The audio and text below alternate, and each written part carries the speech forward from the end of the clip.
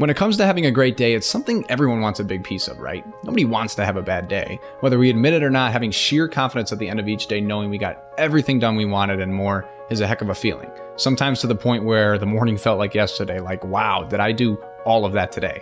I live for those days. And these don't have to be by chance or luck.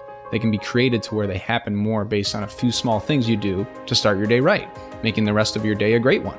The Morning Maker routine and these 6 simple tools I'm going to share with you over the next couple minutes came from a lot of trial and error due to a guy who is myself, had no compelling reason to jump out of bed each day, was a horrible morning person, skinny, never had a dream or even something he wanted to carry out for himself. And it took forever to accomplish even small tasks like cleaning his own room. And these 6 habits came when I decided I didn't want to be worthless anymore, and I'm going to create life on my terms. And so can you, so can we all. And by the way, these are not my methods. These are methods that I've learned over time after not being a morning person for so long and becoming sick of it. After so much trial and error, these 6 methods gave me that euphoric feeling to start each and every day of mine. And that means amazing, by the way. So how would you like to feel euphoric? These 6 tips added to your morning, or even just a few of them, I know will surely help. And the first tip I have that's very powerful for myself is starting your morning off by priming. The word meditation is one that comes with more feelings of negativity, or I'd rather not, more than yay, let's meditate. And I know of an awesome alternative. And priming is a way of putting your body in a strong state where your mind and body will respond according to how you tell them to. Sounds pretty powerful, right? For example, since we're speaking on mornings here, if you woke up all groggy and tired and had the ability to simply tell yourself not to be tired and at work, that would be pretty cool, right? Well, it's possible. So here's how it goes. And before we begin, the best part is it's always less than 10 minutes. If you don't have an extra 10 minutes in your day, you don't have a life. So we're going to begin this process by sitting down on a couch, a chair, hard surface preferably, but we're going to have our hands over our head, our back nice and straight. We don't want to be in a slouched position starting this off, right? Make the most of the few minutes that you're going to do this exercise with. So we're going to have our hands up over our head. We're going to bring our elbows and our hands down to the side of our body as we exhale. We're going to bring our hands back up over our head as we inhale. We're going to do that for 30 reps. 2 sets of 30 reps. You can take a little break in between. And what we're going to do is think thoughts of gratitude. We want to sit there and be appreciative for a moment that happened yesterday, maybe something someone did for you the week before. Maybe it's a childhood memory that just made you feel joyful, made you feel happy. And these thoughts can really just add a great deal of gratitude to our day, starting us off in that amazing state of graciousness. And this is an awesome way to just start off your day without become overwhelmed by the burdens or the to-dos that we have to go through throughout the day. And the third step of this is to sit there in silence, to once again not allow ourselves to just become overconsumed by the many thoughts that enter our mind every single minute. Sitting there in silence and not judging yourself for not thinking thoughts, not judging yourself for thinking thoughts, just sitting there in silence and allowing to come to your mind whatever comes, and trying to release the burdens of the thoughts of the things you have to do or the things you may be behind on. Just allow the creativity and the silence to come into your mind. Keep those eyes closed and just sit there for a few minutes. Most people don't even have a few moments of silence in their day, because from the moment they're up to the moment they end their day, they're thinking thoughts, and a lot of them aren't good ones. So this is just an amazing strategy that takes a few minutes in your day to sit down, close your eyes, and allow yourself to think thoughts of gratitude and think nothing at all. And the second tool is making every I will into a commitment. So rather reinforcing to yourself as an affirmation, which is simply just a statement such as, I'm a millionaire, I am a millionaire, but knowing deep in your mind, your inner self knows it isn't true.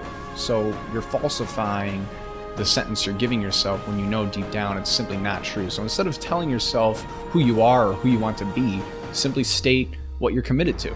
And these 4 questions below, answered daily, will create a commitment machine out of yourself. And the creative part is the answers to these questions can be about the same day or about a decade from now. Each day you answer each of these 4, it can be completely different in the context in which comes up. So don't overthink it. Just commit to what comes to mind for that moment. And so the first question is, what are you committed to? The second question is, why is it deeply meaningful to you? The third being, what activities will you do to ensure you succeed? And 4 is, when specifically will you commit to doing those activities? So Write these down, go back and listen to it, write these down, and maybe try and implement these, answer these questions each and every day, and it can help clarify what you're after. Maybe what you're after in that day, or like I said, next month, next week, or maybe 10 years from now. Just let what comes to your mind come, write it down every single day, and you'll notice yourself just clarifying what you want out of yourself and out of your life. And so the third tool is to visualize a great day. It's been said that if you win the day, you win the week, then you win the month, and then the year. So it begins with the first one, simply winning the day and making it great before it even begins, not even knowing what may come. Have you ever seen something to come before it happens, like envisioning your team winning the game in high school before it even starts, or knowing your report card is going to reflect greatness, or maybe not so great before you even get it? Preparing for the day by visualizing it being great is something we can all do. And if we decide to visualize the end result of the day by being a positive one, we have a much greater chance of achieving just that. The more vivid and descriptive you can be in your own mind before the day begins, the more control over it you will have through your actions as you go about that day, and making this tool even more effective. And this allows you to worry less, not more, about any upcoming task to come your way in the day, whether it's good or bad. So the fourth tool, which is one maybe a lot of us already know about, but is definitely vital and important, is to move your body first thing in the morning. This may be something that you can imagine as being beneficial, whether you already do it regularly or having done it in the past, or maybe you have never done so, but moving your body for just a few minutes in the morning can literally put yourself in a whole different state to where you are forced to feel awake, to feel alive and revitalized. I'm talking a mere 60 seconds of jumping jacks, a 5-minute rotation of a few body weight exercises, jumping on a mini rebounder trampoline while brushing your teeth in the morning, which I hope you do. That's my routine of how I brush my teeth in the morning. But this is not only forcefully putting your body into a joyful, woken state to where you aren't groggy or moving like a sloth, but it also lowers cortisol levels, which is a stress hormone, which can put you in a much better place for fat loss and prime your body for better utilization of the food you eat throughout the day, such as burning it off as energy rather than storing it as body fat. So find your groove in the morning, whether you already work out at some point in the day or not, and find a way to move for just 5 to 15 minutes in the morning, whether it be a simple power walk, some yoga, or a brief bodyweight calisthenic workout. You'll feel this one instantly. And so the fifth tool that I utilize every day and have for you is to read a few pages every day. I know, it's an exciting one. How would you say that makes most people feel though? Even yourself, after hearing the words, you should read every day.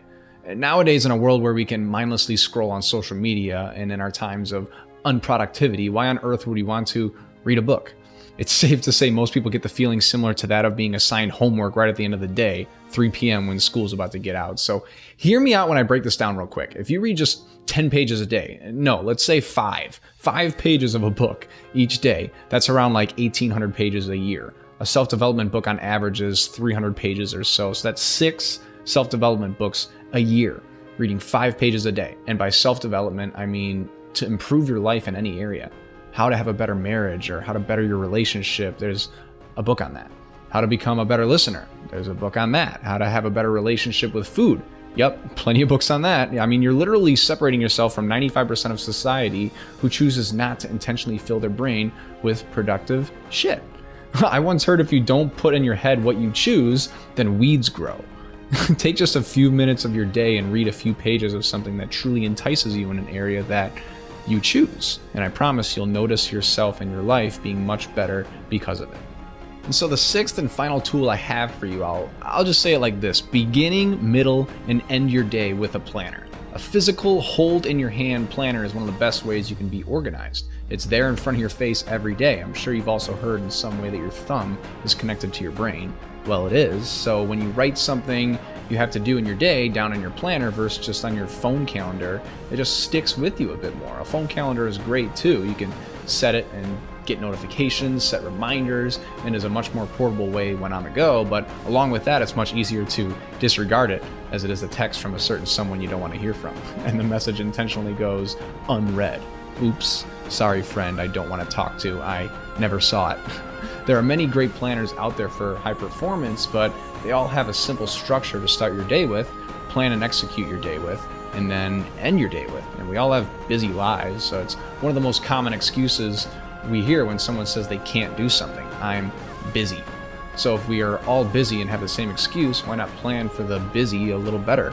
Work, kids, a wife, family, a home, a life. We all have one or a few of them. Writing the shit down you have to deal with on a daily basis, and you'll have a better chance of being less forgetful, more efficient, and more productive. No more pile up lists of to-dos because they were written down, accomplished, and even if they weren't accomplished, writing that same task down day after day will get old eventually, and one day you'll just do it. So with these 6 morning maker habits, I make a part of my everyday to make sure I can make the most out of my 24 hours, which we all have, so that I can be less busy and more productive, so that I can enjoy the things I love about life, is that of what we can all do to make small, subtle changes. Ones as to which I have listed here and ones I have also not listed. As I mentioned, these are not all my methods. I gathered them from my own reading and learning from other great influencers who have done great things in their life and enjoyed the journey throughout. It's been stated many times before, and you may have heard knowledge is power, but it really isn't. Knowledge is potential power. Action is power. You have to actually do the thing you say you're going to do. Sometimes having to even do the thing you don't want to do. And this is why I shared these 6 tools above, not because they are the way to a great day, leading to a great week, a great year, and a great life, but because they are one way of getting there much quicker, along with a multitude of other great ways to get there, which I have not mentioned. You just have to go find them, to try them, and then find what works for you. What I like about what I've shared with you here, other than I practice each of these myself every day, is that they're all simple and time conscious. We all have these lives we currently live, and we can change what we're doing drastically and get different results. But why, when we can make minor tweaks that don't change much at all in our current day, but make all the difference in the coming days? That's working smarter, not harder, and I encourage you to do the same with me, whether it's through these 6 morning maker tools I've shared with you today or those that you seek out on your own.